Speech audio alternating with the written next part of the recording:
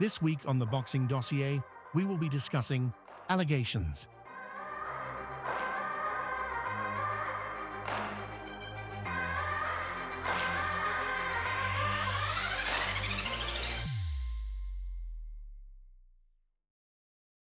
Let's start from the so-called beginning of where the major excuse to as why this fight was cancelled. Gervonta Davis was sued on Thursday, October 30th, by a woman who alleged the star boxer roughed her up at a popular Miami strip club earlier this week. The plaintiff, Courtney Russell, claimed she and Davis had a private, intimate relationship over the last 5 months. But she said it was anything but a smooth ride with the pugilist. A couple of days later, on November 3rd, the company MVP Promotions released a statement that the fight between Tank Davis and Jake Paul was cancelled. Hours later, Jake wrote a long-winded message aimed at Gervonta. Gervonta Davis is an actual walking human piece of garbage. Working with him is an absolute nightmare. The unprofessionalism, the bizarre requests, the showing up hours late to shoots, to the numerous arrests and related accusations and lawsuits. If you support this man, you support the most vile sin a man can commit. I didn't want to give this woman abuser a platform to grow his fans and to grow his bank account. My company champions women. I'm so sorry to everyone involved, mostly to the undercard fighters, to my team at MVP, and to my team who worked so hard prepping for this fight, sacrificing time with loved ones and kids just for this fool to lose his unintelligent mind again. It's scary that devilish men like this can rise to the top of culture and sports, including in positions of power. I hope you people moving forward look beyond his fake streetwear pieces SWAG and search for something deeper to be a fan of. As for me, it's on to the next one, as always. Anyone, anytime, any place. Jake. Although this premise may seem understandable at first glance, there is a major hypocrisy in this phrasing, especially in regards to whom it's coming from. Let me show you why. Jake Paul fucked my face without consent. How dare you? You have stolen my dreams and my childhood. Dang! He was telling me, that's really messed up. I'm so sorry that that happened to you. I'll talk to him for you. And I just stayed there with him and my friend Becca for a bit, crying, and they were just like both being there for me. As soon as you go in to the Team 10 house, right on the side of the wall, there's this thing that like takes your picture and has you sign an NDA form. Also, that is why I thought I wasn't allowed to talk about this, and then I made a TikTok today asked if someone assaulted me but I signed an NDA, like, am I allowed to speak about it? Because I thought if you signed an NDA, you're like signing away your rights to talk about anything, basically. And then Jake came up to me and he asked me for my phone number at some point. And even though this was like a year and a half ago, I do still have the phone that I had at the time. He was really awkward. I don't know if it was just me or if he's like this with everyone. I mean, I don't think he's like this with everyone. I don't know. Never, ever have I rejected someone's touches and they said, well, if nothing's gonna happen, what's the point? Like, what? But that is what he said, word for word.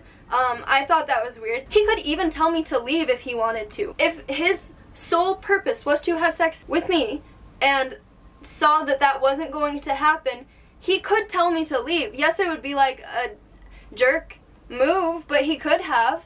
But that is not what he did. When he got up, he undid his pants and grabbed my face and started fucking my face. What am I supposed to do? He was literally, I was still laying down. He was on top of me and like holding my head like into him. Like I couldn't even tell him not to. He didn't ask for consent or anything. Like, he knew I didn't want to do anything with him because he said, if nothing's gonna happen, what's the point? And then he just shoves himself in me. That's not okay. On no level at all is that okay. It didn't last that long though, because he came in my mouth, and honestly it was less than 30 seconds, so it didn't last that long. It was like 20 seconds, if that. He did that, I couldn't go anywhere because he was literally grabbing my head and shoving himself in me. After that, my friend Michael found me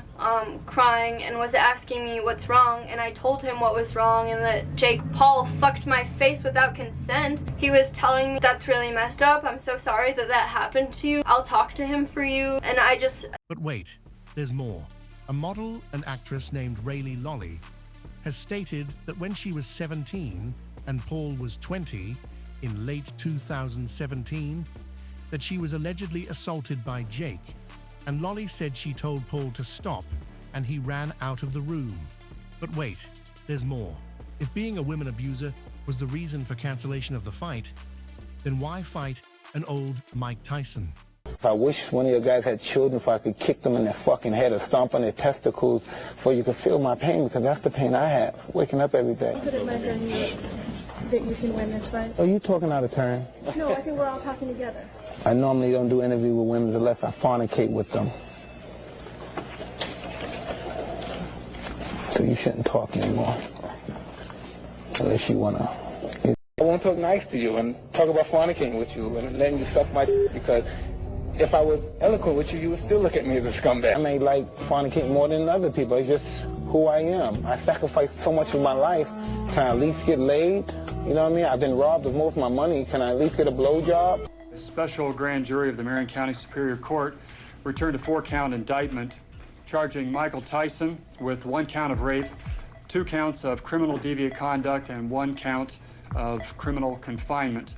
Tyson is accused of raping an 18-year-old contestant in the Miss Black America pageant last July at this hotel in downtown Indianapolis.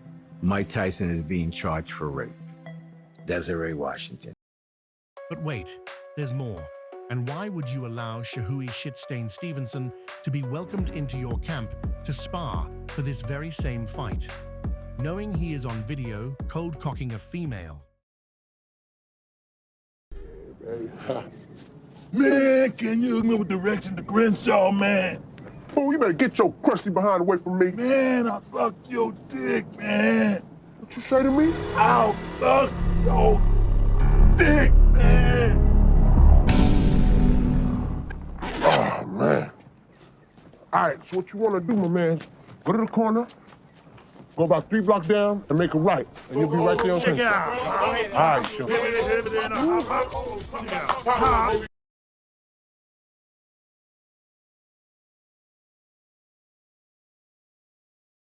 I don't know about you guys, but I might have to give him a pass for hitting like a girl. Don't worry, Shakur and his shit-stained friends beats women also, so he'll treat this like a team sport and tag team these hoes.